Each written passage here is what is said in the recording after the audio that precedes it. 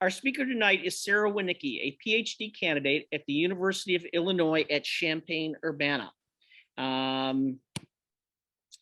Sarah's master's project, affectionately known as Project Prairie Babies, assessed the impact of brown-headed cowbird presence on the growth of grassland bird species. Of course, we know the impact that the brown-headed cowbird had on the Kirtland's warbler around here. Now Sarah studies the hormones invested into bird eggs and the impacts those hormones have on growth and development. When not researching, Sarah is an avid birder, bird photographer, and science communicator. Welcome, Sarah. Thank you. Thank you so much. Can I share my screen now? Will that work?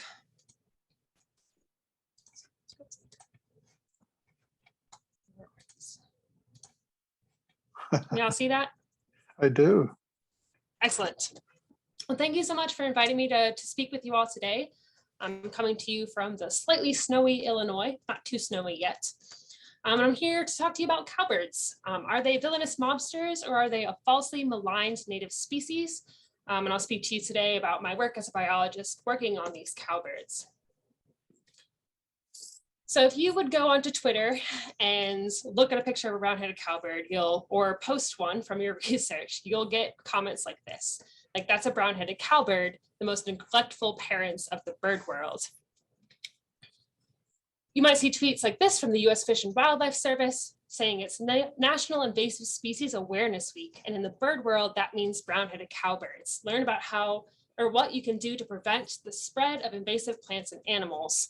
So this isn't just coming from hobbyists online, this is coming from official, US government accounts. And I'll talk to you a little bit later about why this is problematic, how brown-headed cowbirds really aren't invasive species, but it's fascinating to see this nonetheless. This isn't a new phenomenon. Here's a book from 1966 called Never Trust a Cowbird. If you've ever read this book, consider yourself lucky. I've tried to buy my own copy and it's $855 on Amazon. Here's another book from 1926 that describes the cowbird as a contemptible bird everyone should know if for no better reason than to despise it. And they go on to describe female cowbirds as shirking as she does every motherly duty.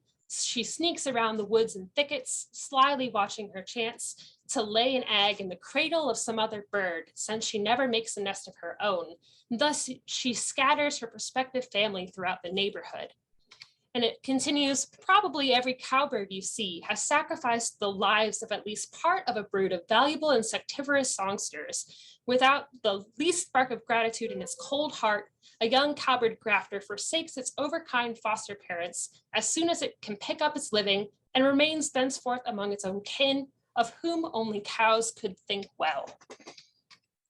If you just Google the word brown-headed cowbird, you get queries like this. Are cowbirds bad? Should you kill cowbirds?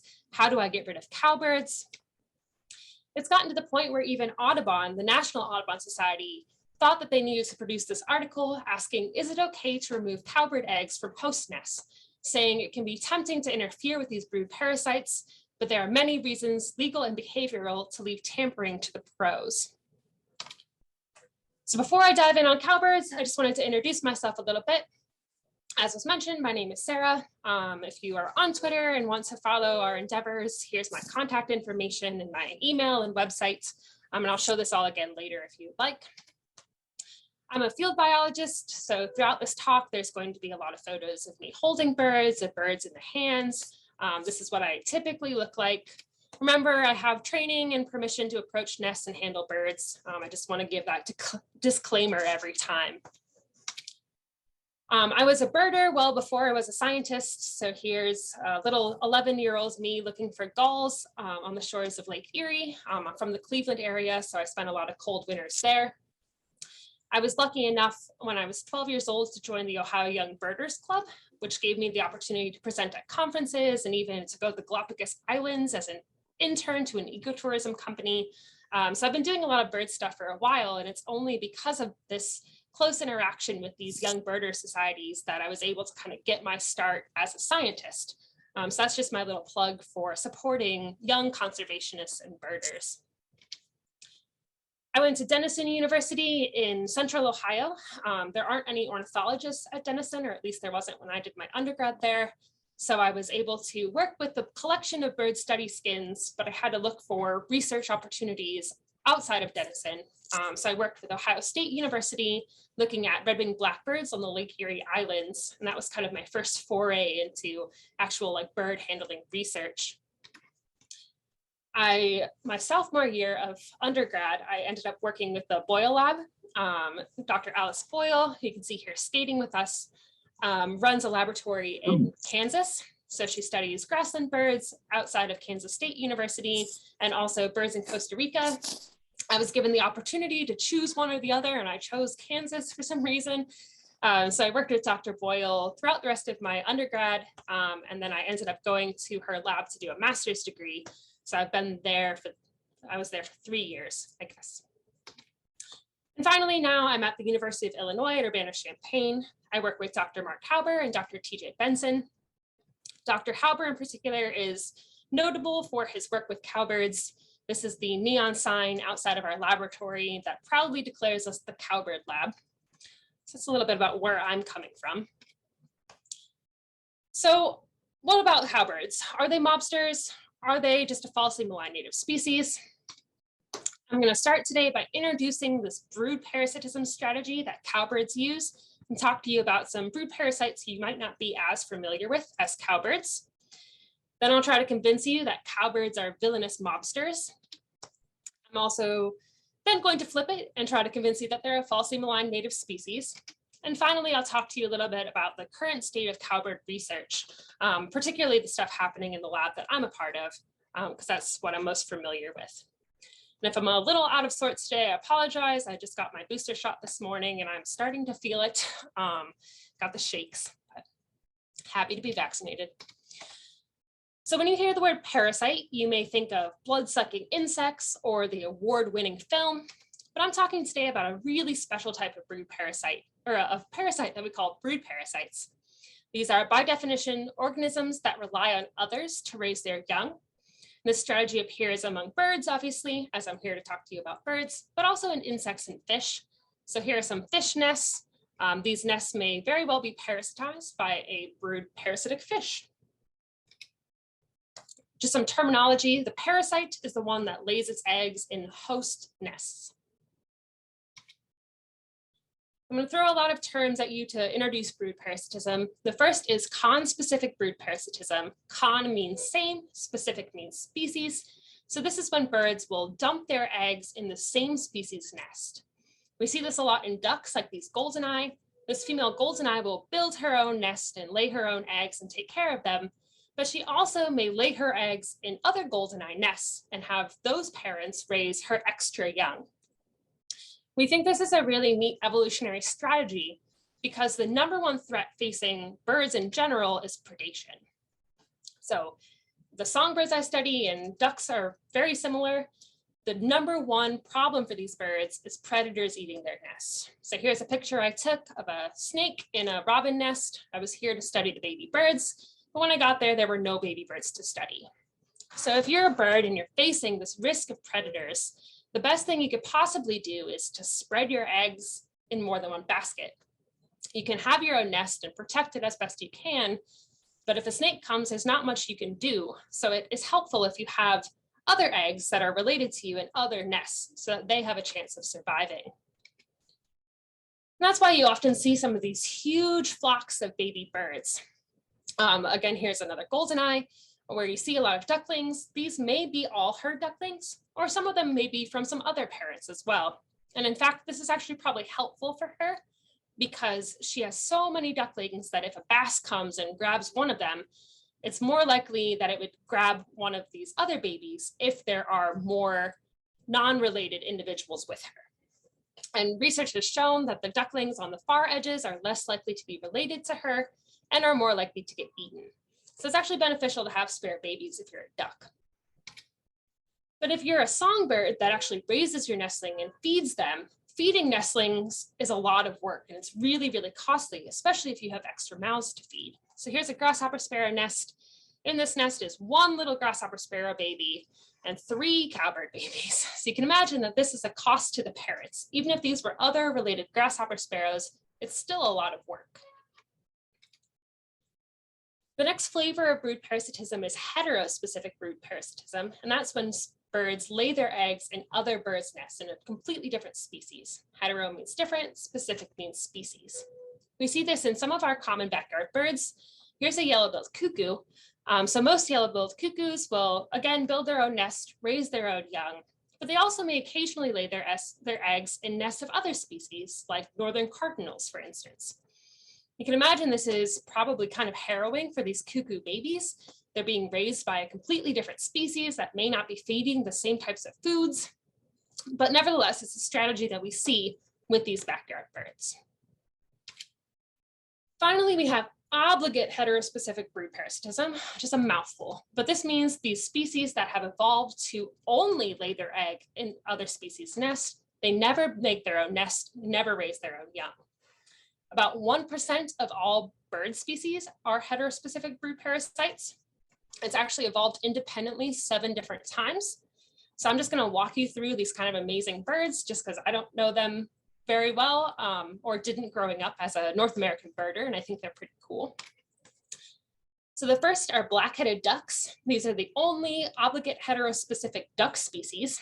They're in South America, and they're fascinating because not only do they lay their eggs in other duck nests, they also will lay their eggs in the nests of other species like gulls and coots.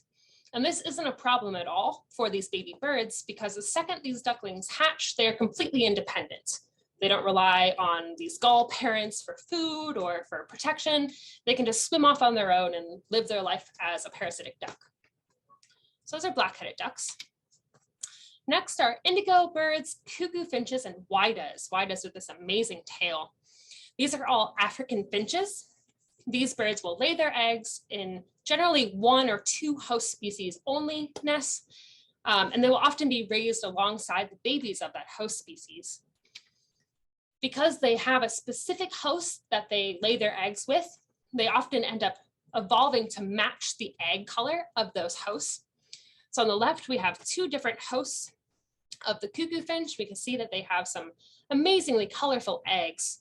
But on the right of this barrier, you can see the cuckoo finch eggs that end up in their nests. And you can see that sometimes these hosts, these prinias, will lay these green speckled eggs, but cuckoo finches can lay green speckled eggs too. So we see this amazing egg mimicry in these cuckoo finches where they can disguise their eggs to avoid rejection by those hosts. They also disguise their babies as well. So here on the left is a pin-tailed Waida, the parasite baby. You can see it has these amazing markings on its beak that are pretty unique, but they match almost perfectly to the markings on this waxbill, which is the nestling of its host. So if you were a parent waxbill and you looked into your nest, you probably wouldn't be able to tell this Waida from your baby. And so you'd feed both of them because you couldn't bear to make a mistake and not feed your own baby. But in the meantime, you'd be feeding this Waida parasite as well. Another African parasite are the honey guides. These birds are fascinating because for hundreds of thousands of years, they've interacted with humans in the region.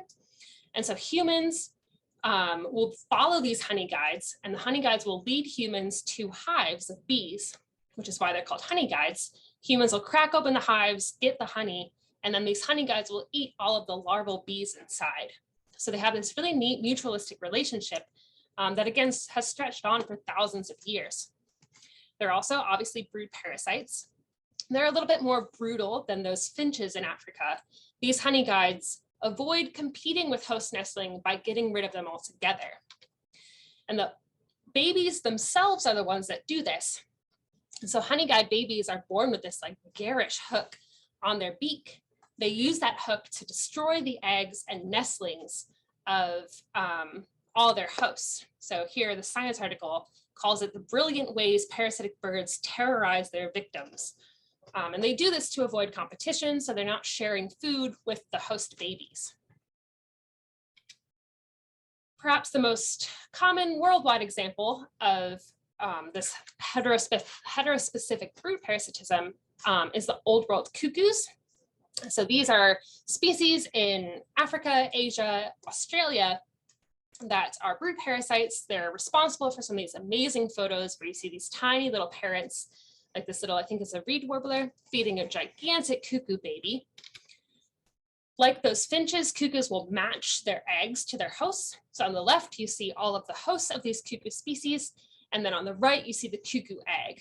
So they match them pretty accurately. So the hosts don't reject their eggs. They think it's their own egg. They take care of it. They incubate it. Some cuckoos also match the nestlings as well. So all the baby birds I study are cute little pink babies, like the ones on the bottom. But the cuckoo hosts have evolved some amazing colors in their nestlings, potentially so that they can tell them apart from the cuckoo babies. But these cuckoo babies on the right have evolved to look just like the hosts. So we see this mimicry in both the eggs and the nestlings of cuckoos, just like we see it in those finches in Africa. Some cuckoos don't live with their host nestlings. So common cuckoos and quite a few of those species will reject the host nestlings and eggs, kind of like those honey guides do.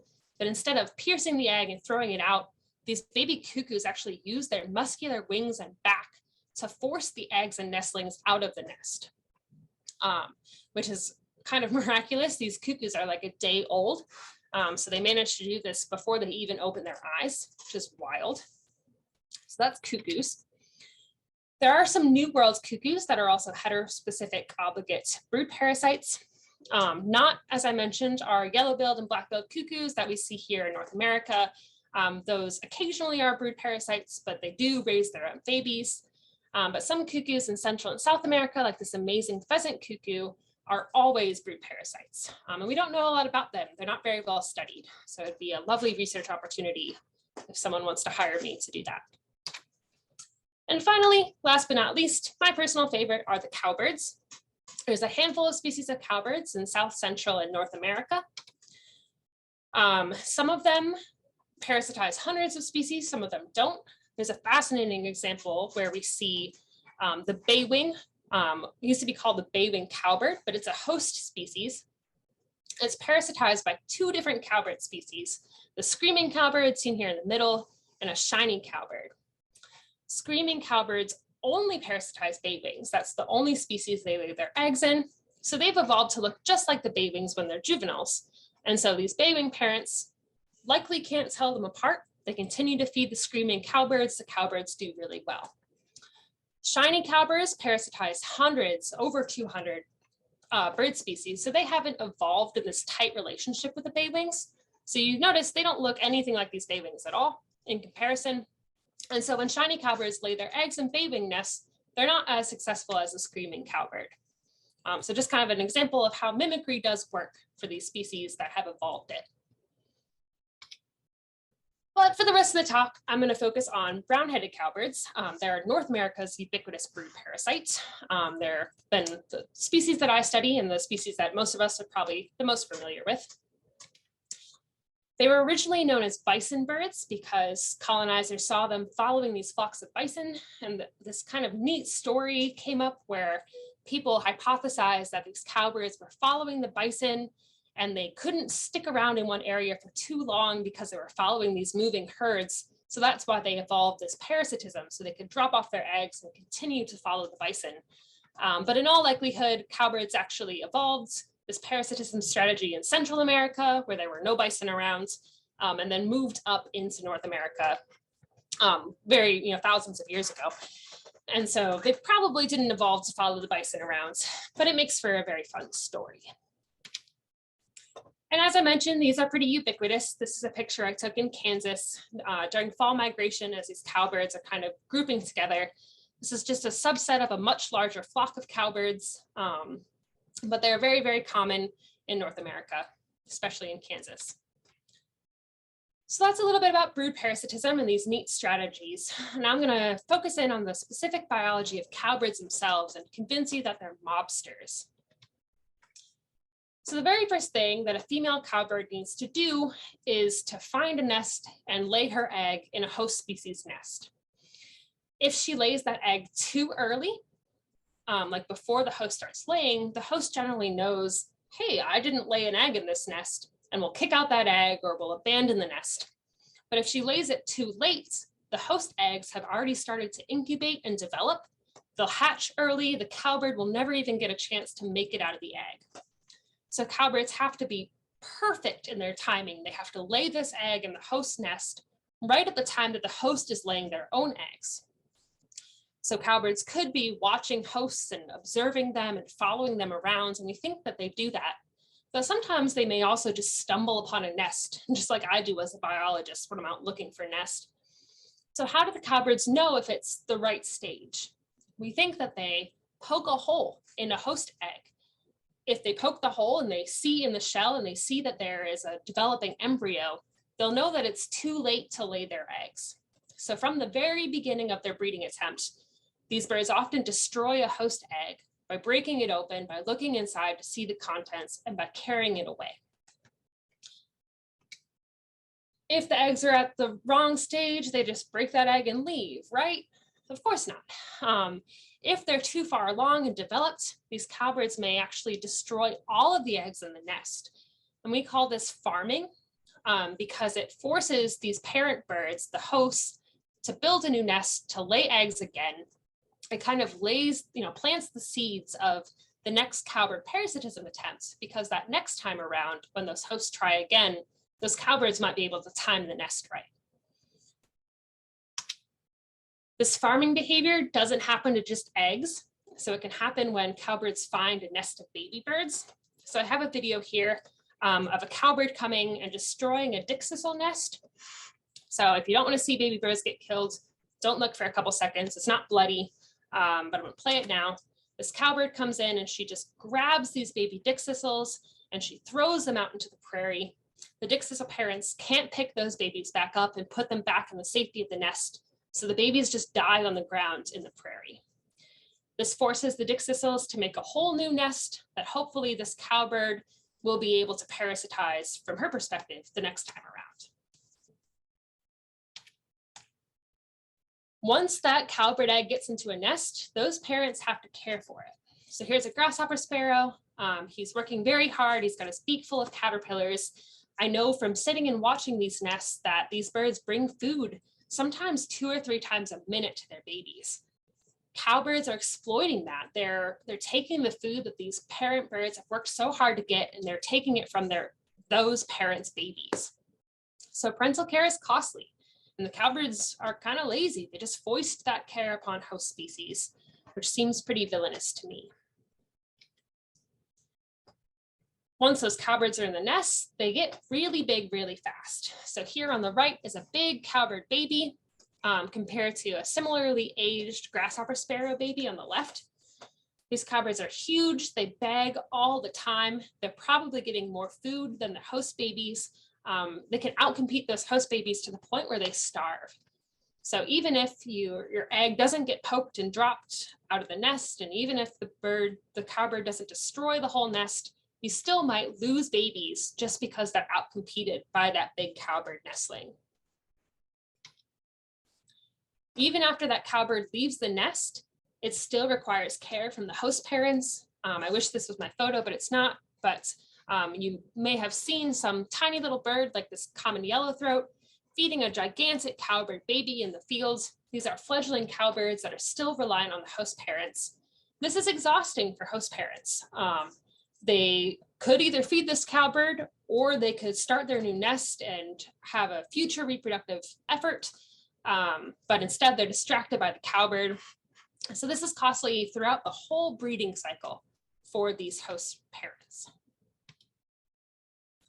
This cowbird parasitism is so costly, especially to the little small birds that are outcompeted by cowbirds, that many have evolved defenses. So our common yellow warbler, if it sees a cowbird egg in the nest before it's finished laying its own eggs, it'll sometimes just build a new nest right on top of that cowbird egg.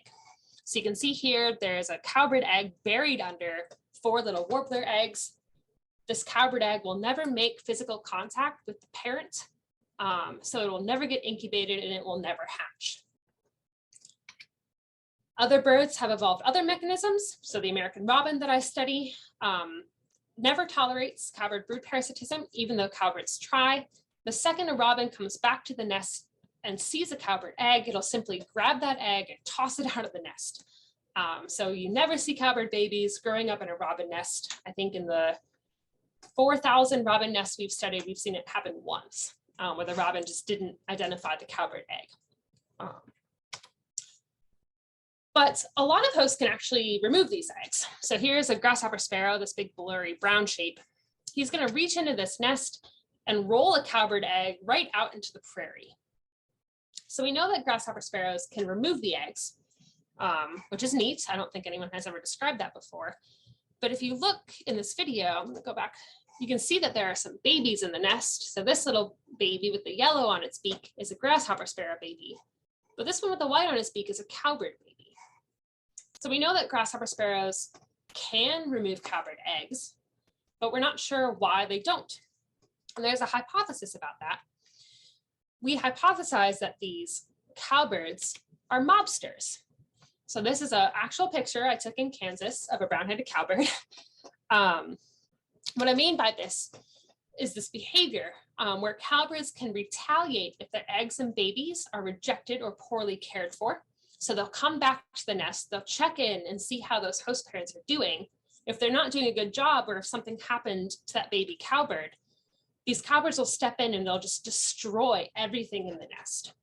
So we think that we'll keep these species like the grasshopper sparrows from ever evolving a mechanism to get rid of cowbird eggs, because if one parent figures it out, they can never pass those genes onto their babies, because the cowbirds ensure that the babies never get to live. So we call this the mafia hypothesis, these cowbirds acting like enforcers, enforcing their brood parasitism. Here's another cowbird killing nestling video. We think this might be an example of this mafia at work. So again, look away if you don't want to see it. Here's a nest with a baby cowbird and a baby sparrow. In comes the female cowbird, and she's going to kill both of these nestlings, including the cowbird nestling, by dragging them out and abandoning them in the prairie. And you can see when she takes that cowbird, inside of the nest is another cowbird egg that never hatched. So we never took any genetic material from this egg or from this parent, but you can imagine that if this was her egg, this might be an example of mafia, where she saw that her cowbird egg was not taken care of, and she cracks down on that family and kills everything in the nest, including another cowbird. As if all of that isn't bad enough, cowbirds have also been expanding their range. So they evolved in the grasslands of North America. So when colonizers came to North America, they were confined to the central grasslands in Canada and the US. But as colonizers have opened up the forests on the east and west coast, the cowbirds have moved along these open forests, even moving along like telephone wire paths where people have mowed for the telephone wires. And so you see that they've been hitting the coast and even getting up into Alaska in the later half of the 20th century. So they're expanding their range.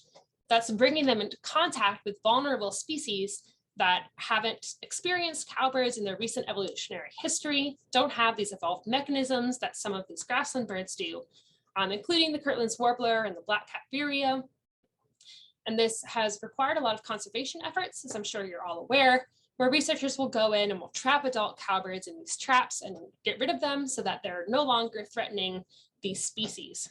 This is really expensive, so even if you're just worried about the Department of Natural Resources budget, cowbirds can be a really big problem. So I hope I've convinced you that cowbirds are indeed villainous mobsters. They poke holes in, they remove eggs, which reduces host breeding success. They destroy whole clutches, this farming behavior.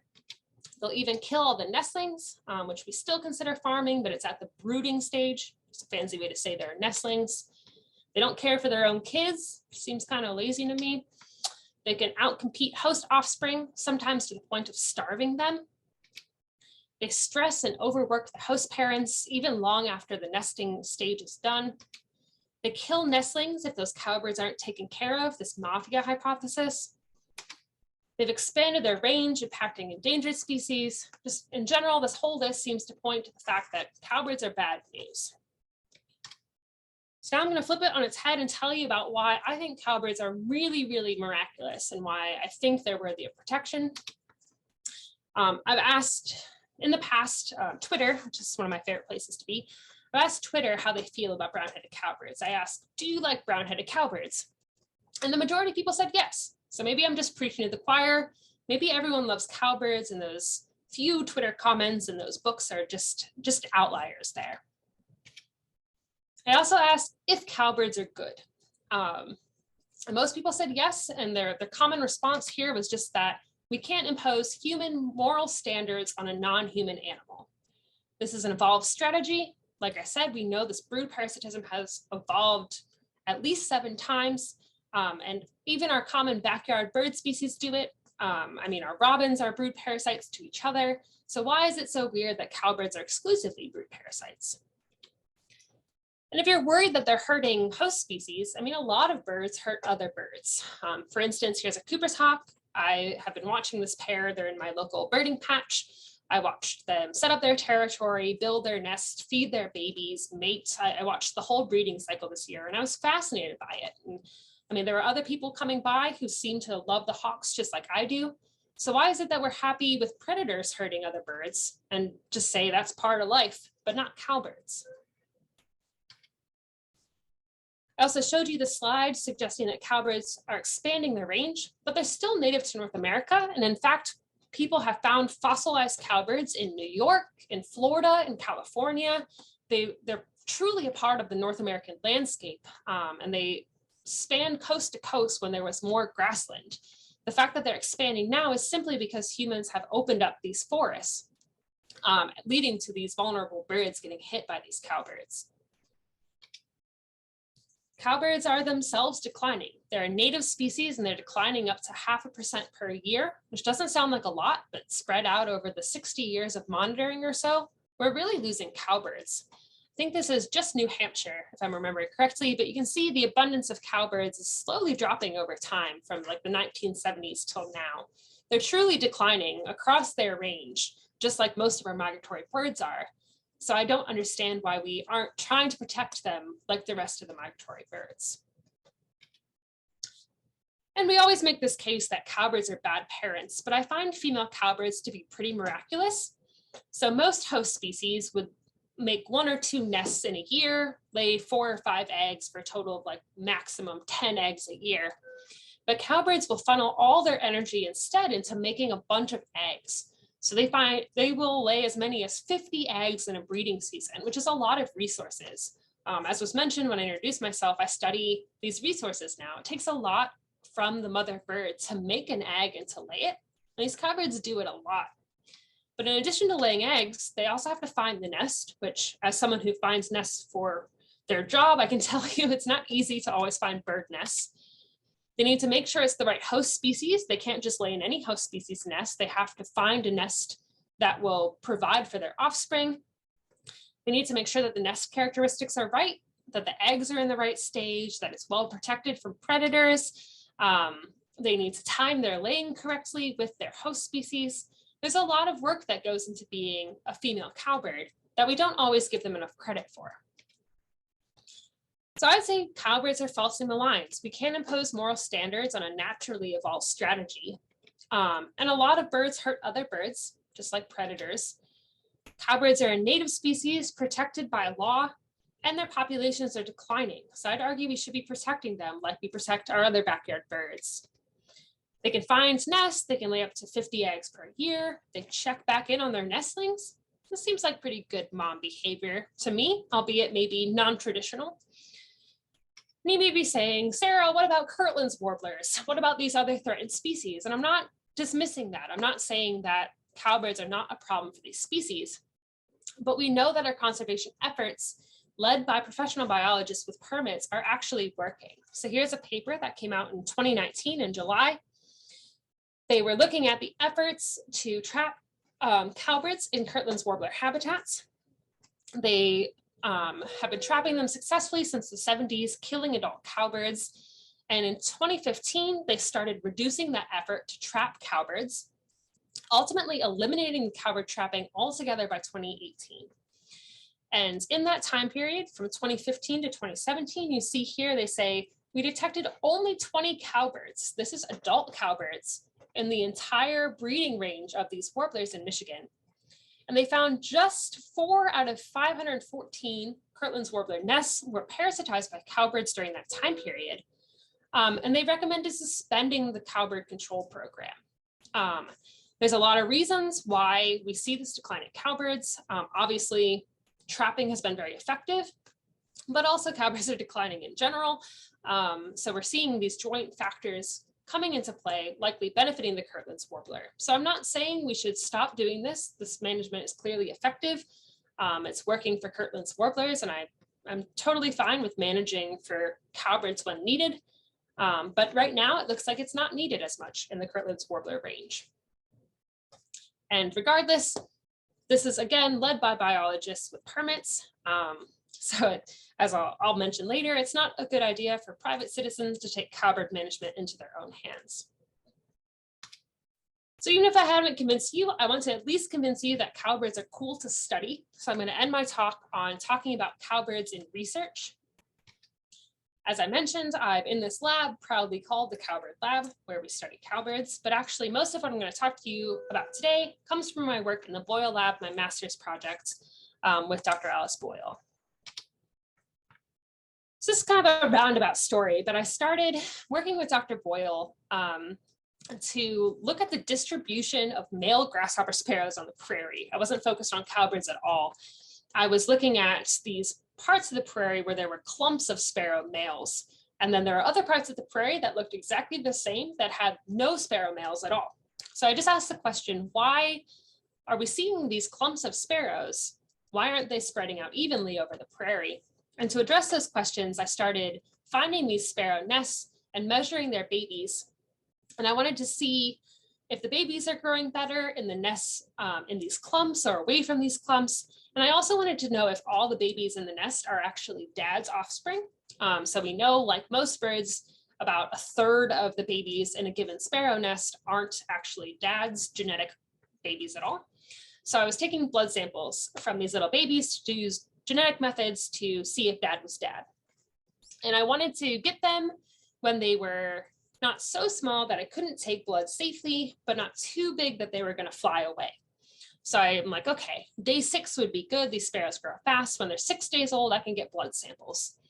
But sometimes I'd go to the nest and these babies would look like this on the left, where, I mean, they almost look like little sparrows at this point. They've got all their feathers. They're starting to get their little colors in, cute little babies. And other times they look like these birds in the hand on the right, where they have a little bit less color. Some of these feathers are still growing in. Or in the case of this little guy, it's not even close to looking like an adult sparrow yet.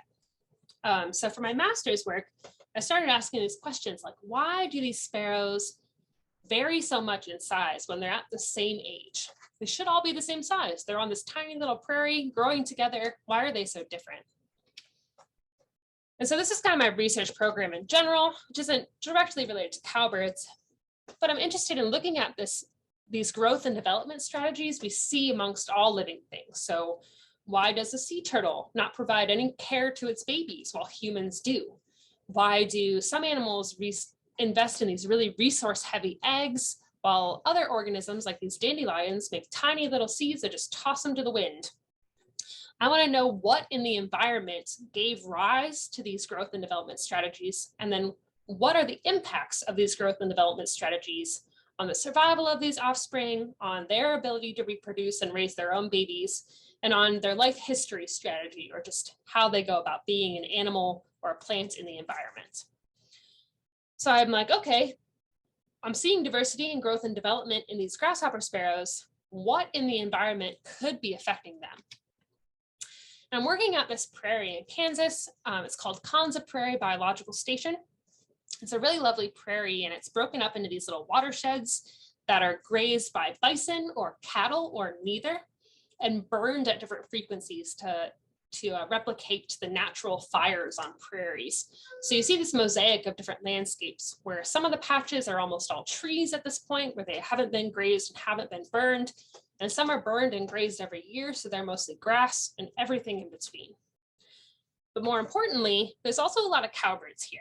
So about 50% of the sparrow nests that we've analyzed over the last decade are parasitized by at least one cowbird. It's a great place to study cowbirds. And when there is a single cowbird egg, there's often more than one.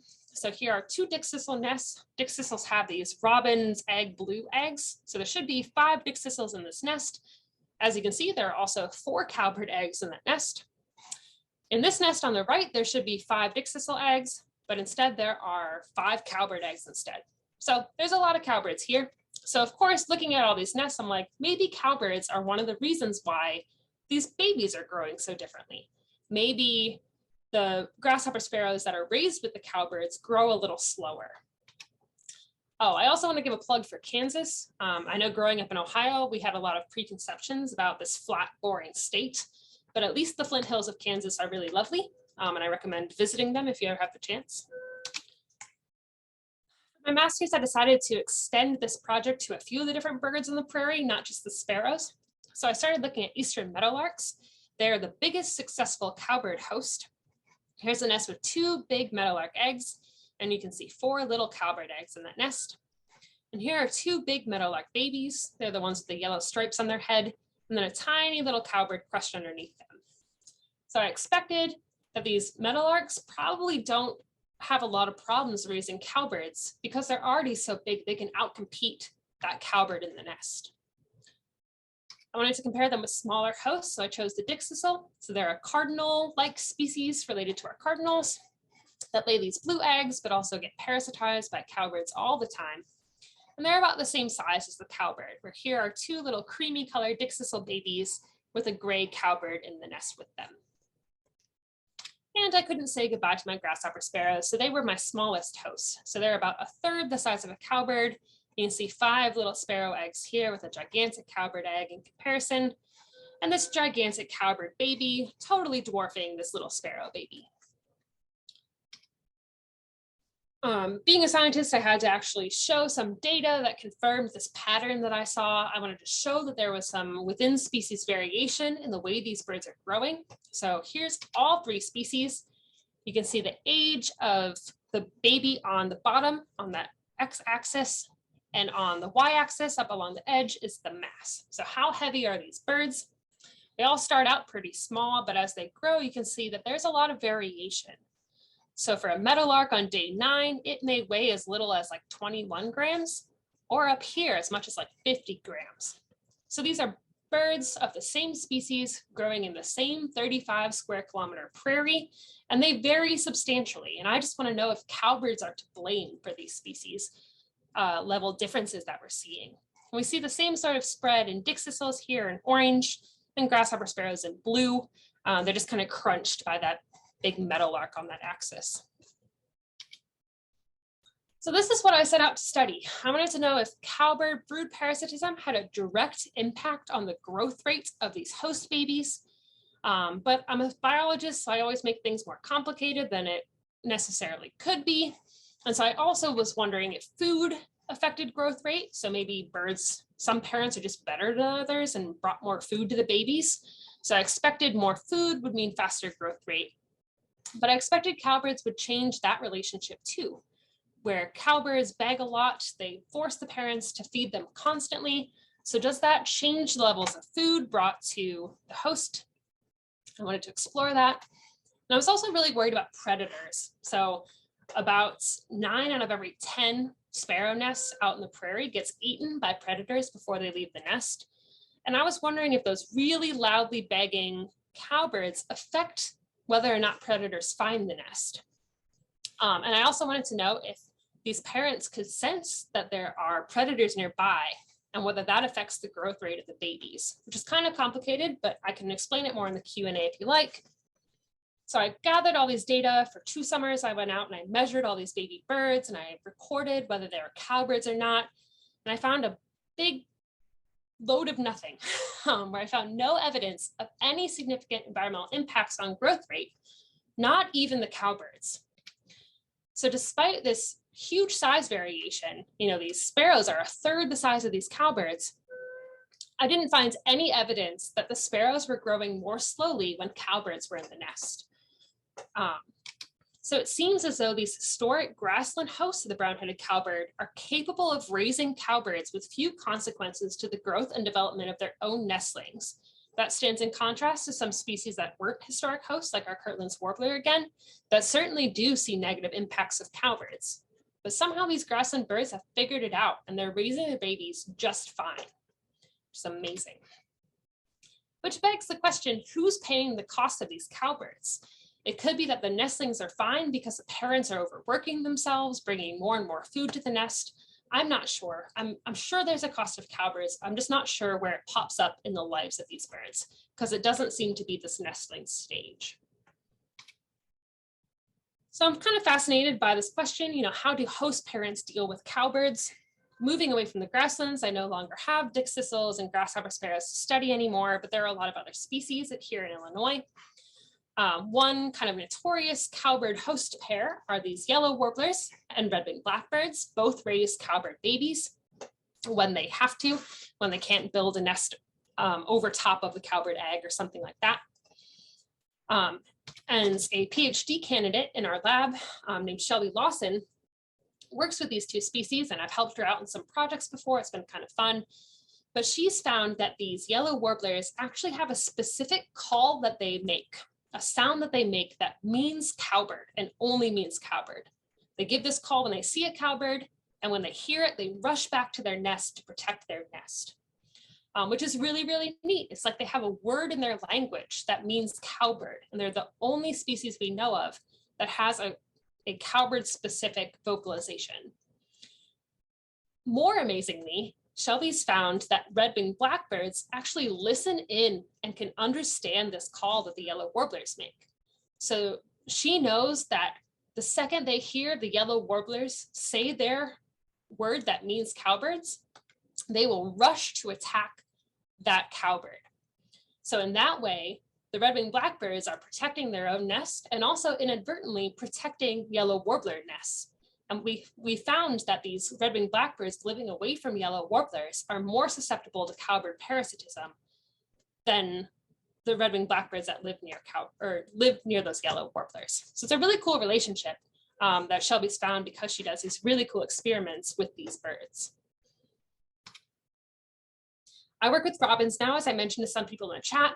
We know that robins reject cowbird eggs. And in our lab, we've done a lot of experiments on these robins, asking these birds basically questions about themselves using cowbird eggs as a model.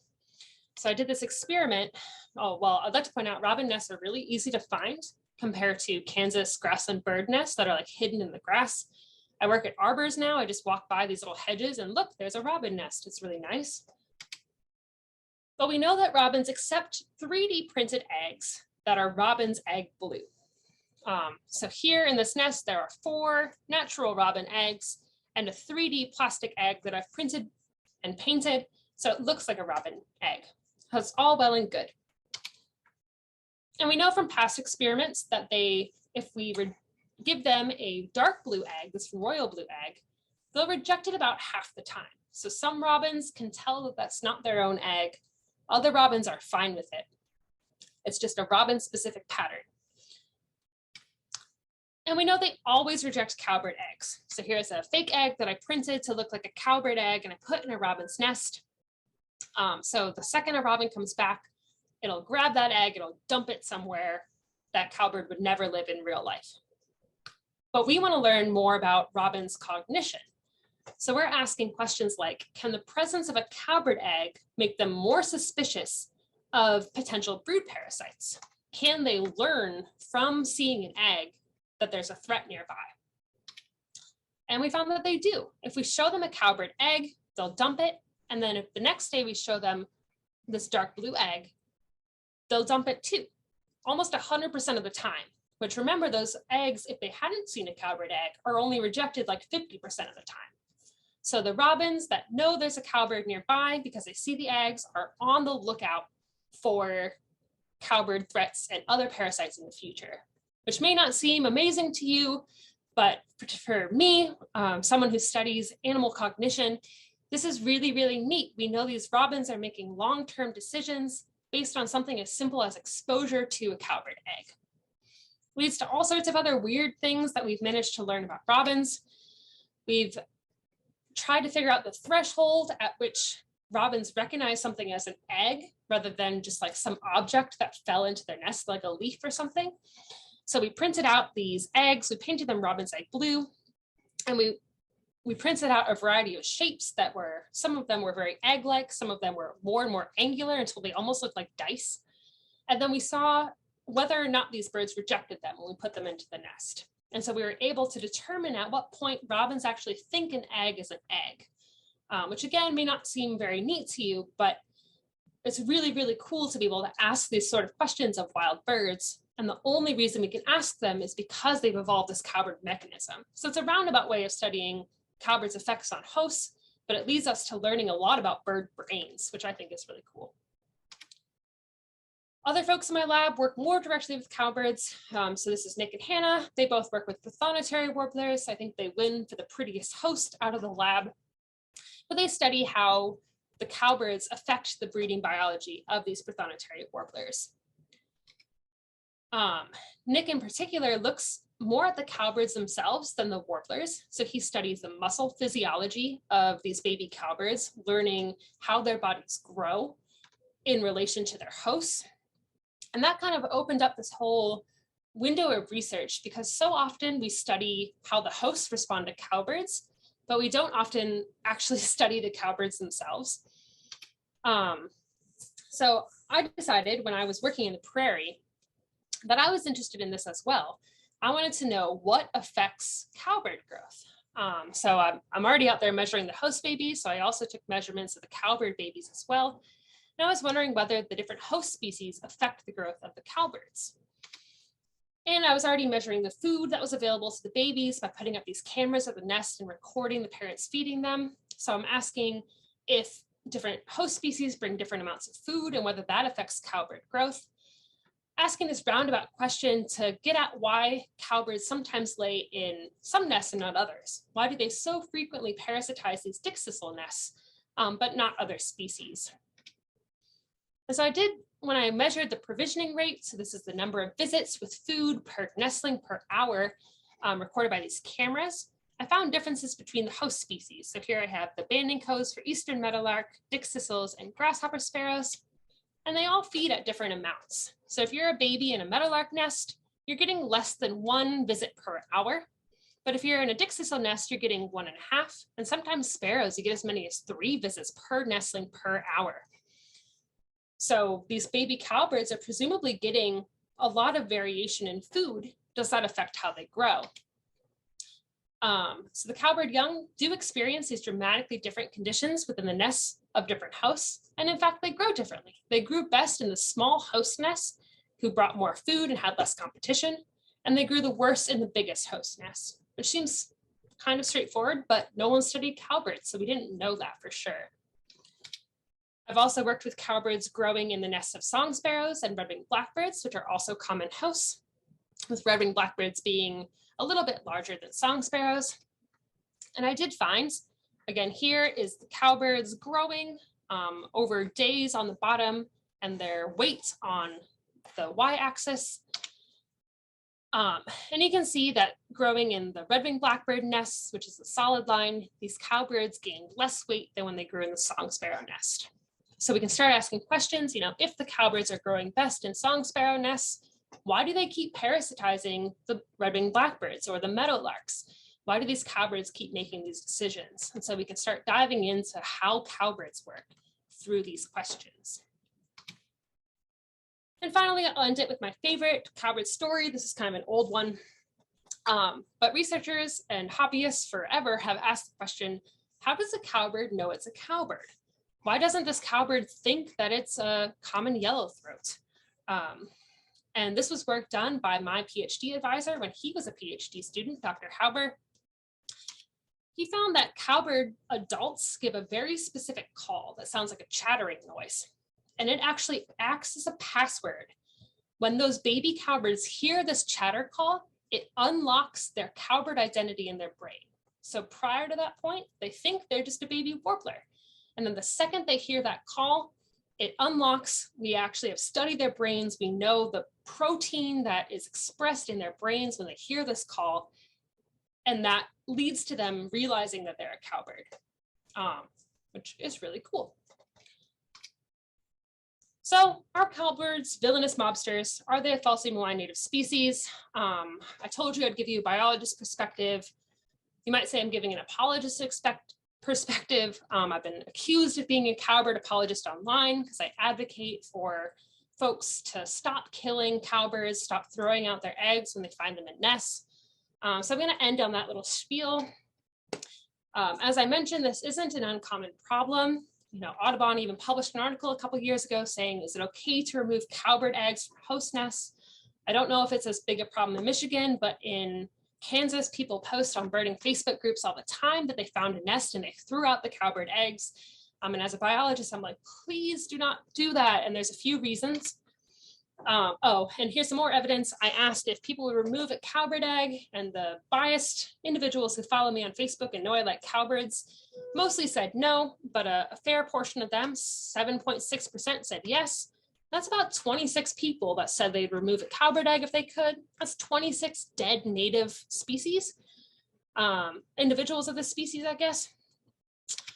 And even the incoming president of the American Ornithological Society was asked to step down when it was revealed that he'd removed a cowbird egg. So this is a leader in this field who threw out a cowbird egg. And it's not a good idea. First of all, they're a native species in decline, as I've mentioned, and they're protected by the Migratory Bird Treaty Act. So it's actually a federal offense to remove a cowbird egg from a nest. Their eggs are protected, their feathers are protected, they're a protected species. Even if you don't care about cowbirds, you're still stressing out the host parents by going to the nest. Just my going to the dickcissel nest and taking a photo for my research stresses out these host parents. It scares them, it costs them energy, it elevates their stress hormones. We know it's a bad thing. You're also probably convincing the host parents that predators are nearby. So host parents often can count. So even if there's a cowbird egg in the nest, they'll know that there's 4 eggs in the nest. If you take out one of those and they get back and there's only 3, they're going to think that a snake came by and ate one of their eggs, which happens a lot in the prairies where snakes will just take 1 or 2 eggs and go. They may not continue sitting on those eggs because they're worried the predator is going to come back and hurt them, or that it's not worth caring for the babies because they're going to get eaten anyway. So by removing an egg, you may be destroying that whole nest by forcing that host parent to abandon.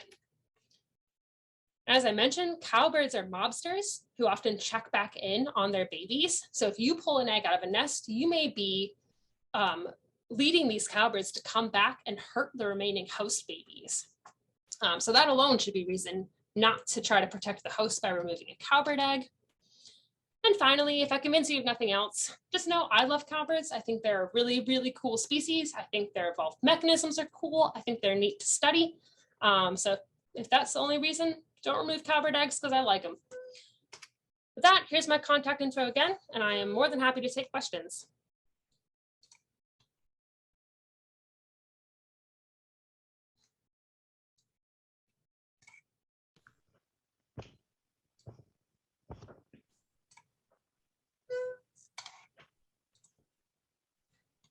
All right, I'm unmuted now. Thank you very much, Sarah. That was interesting. And while I was watching this, all I could think of was a cowbird coming up to a Kirtland's warbler and saying something like, "Nice nest you got there. Shame if something happened to it." Tipping their hat a little, Yeah, exactly. So let's see in the chat. Somebody wrote, "How in the world can a bird accomplish egg matching?"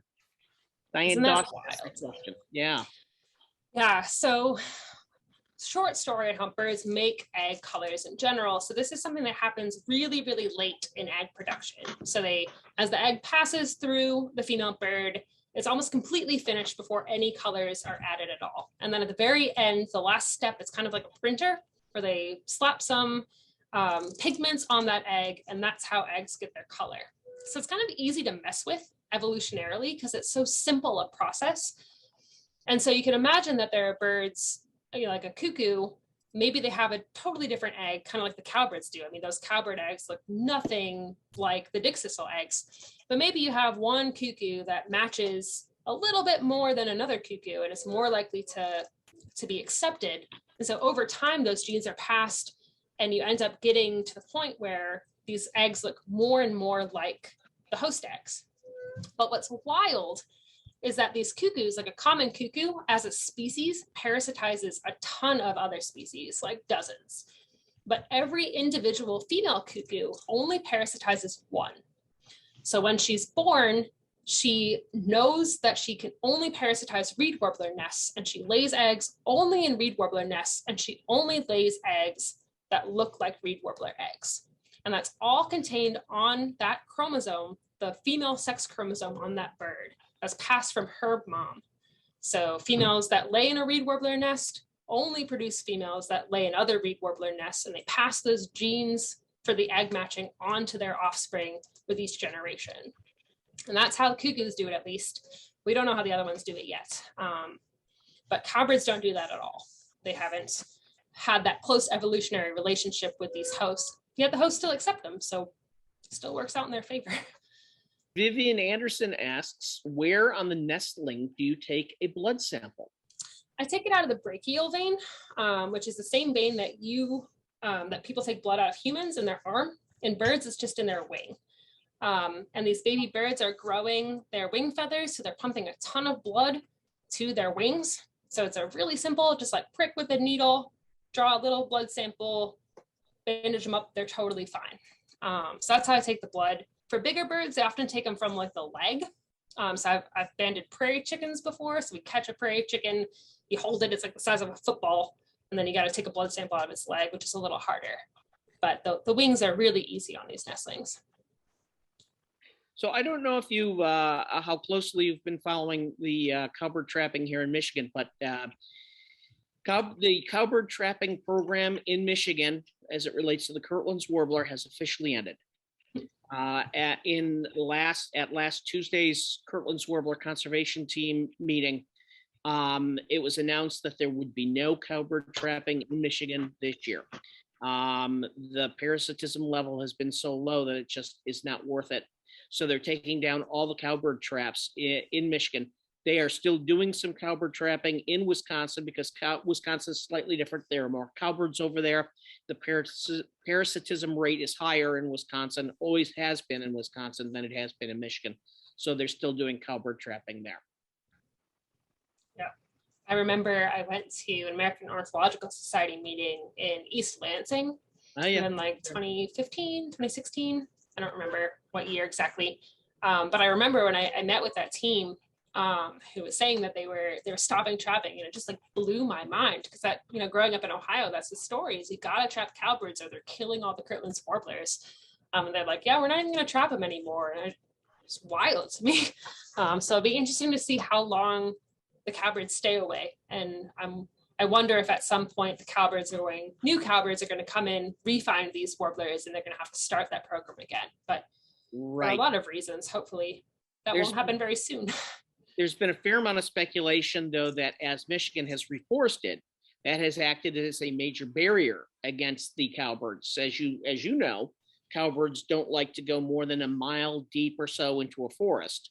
And so as they fly north and they hit the reforested area in central Michigan, south of where the Kirtland's warbler likes to nest, they look at that and say, we think we're not going to go any further. We don't like it up here with all these trees. We like the open lands.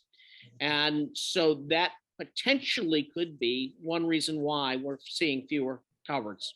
Yep. All the more reason to plant more trees where trees are native. Don't plant trees in grasslands. It's probably a bad idea to put a whole bunch of trees in Kansas or South Carolina. Wouldn't be good for the trees, wouldn't be good for the grassland. Right. So are there any additional questions? I don't see anything in the chat. Anybody have any questions out there? Where do Michigan cowbirds winter? Question is, where do Michigan cowbirds winter? I don't know. I don't even know where the Kansas cowbirds winter, to be honest. Cowbirds we're just getting to the point where we have technology that can be small enough to put on the backs of a bird the size of cowbirds and follow them like with the GPS to figure out where they go. But nobody's done it for cowbirds because it's hard to convince researchers to care about cowbirds. So yeah, I'm not even sure where my cowbird babies end up in the wintertime, and I'm not sure where the Michigan ones go. Probably like Gulf Coast is my guess, if I had to make an educated guess, where they're faced with a lot of farmers down there kill blackbirds in the wintertime.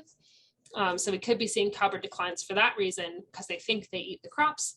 There's actually somebody working in our lab right now to provide evidence that they're not eating crops, and that killing red-winged blackbirds and grackles and everything is not a good idea. Right. But that's where I think those cowbirds would be ending up.